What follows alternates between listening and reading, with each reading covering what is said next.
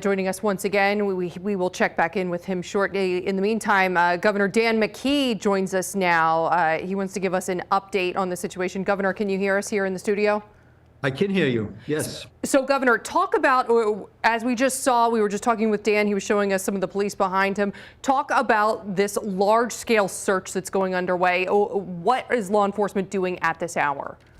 It's a comprehensive effort with both local, state, and federal law officials. And so the search that's going on right now is just what you expect with an all-in effort.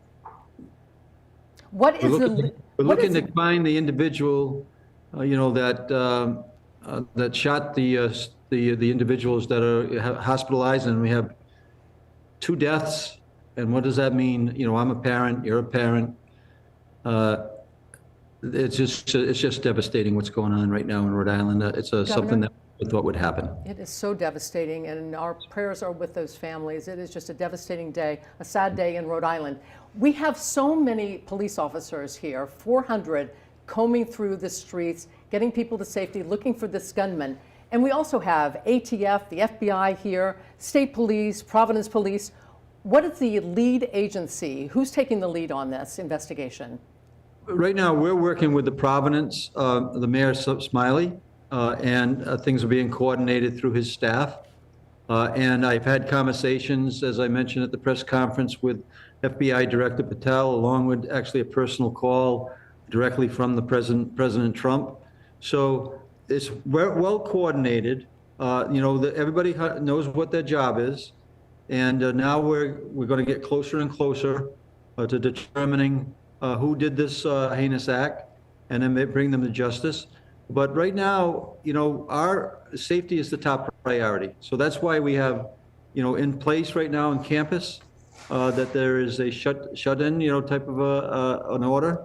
And then we're saying everyone that is in the area should stay in place, and we all should be on our guard. And anybody who has any level of information that could be helpful, please share it.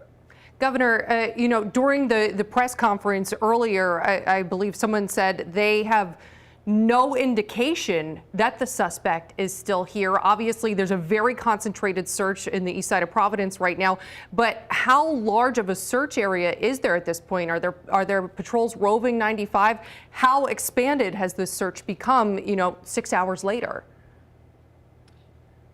So I had that conversation just a few minutes ago with Colonel Weaver, who's our state police colonel, and I've had calls from bordering governors, including Maura Healey.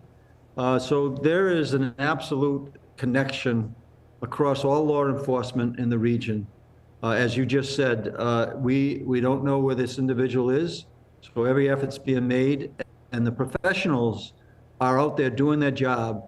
And we have complete confidence in the police department in Providence, or the police, state police, the FBI. I had conversations with the FBI just a few minutes ago, and they are very much coordinating this effort, not only in the vicinity of Brown, but they're also expanding it outside of that territory, and we're getting full cooperation from our bordering states as well.